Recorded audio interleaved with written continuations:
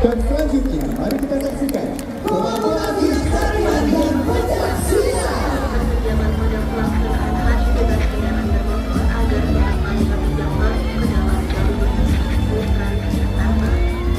Dan kepada seluruh partisipan diwajibkan menyediakan maksimal waktu di lokasi penyelenggaraan. Terima kasih.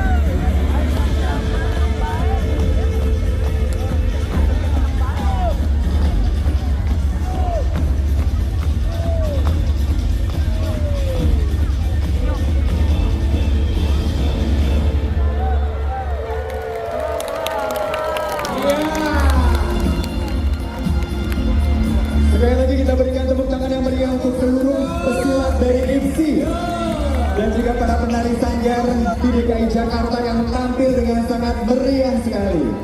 Luar biasa kolaborasi tarian dan pencak. Kebudayaan yang utama selamanya Betawi. Kenapa Betawi?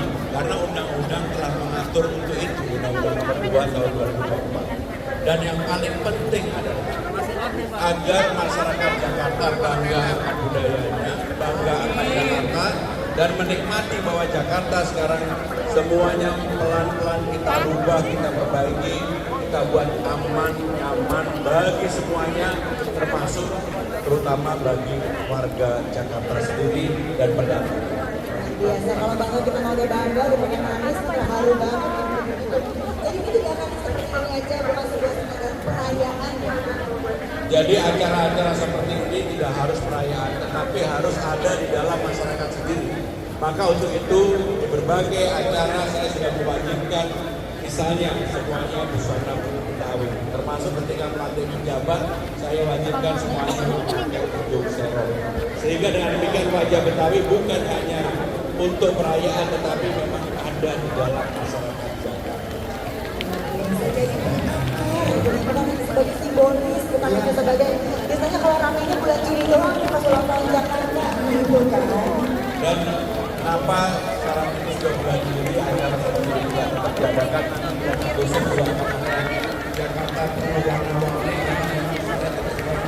ingin masyarakat Jakarta betul-betul bisa menikmati budayanya agar yang ada di kita buat Jakarta lebih semarak, menarik, penuh warna dan mensejahterakan masyarakat.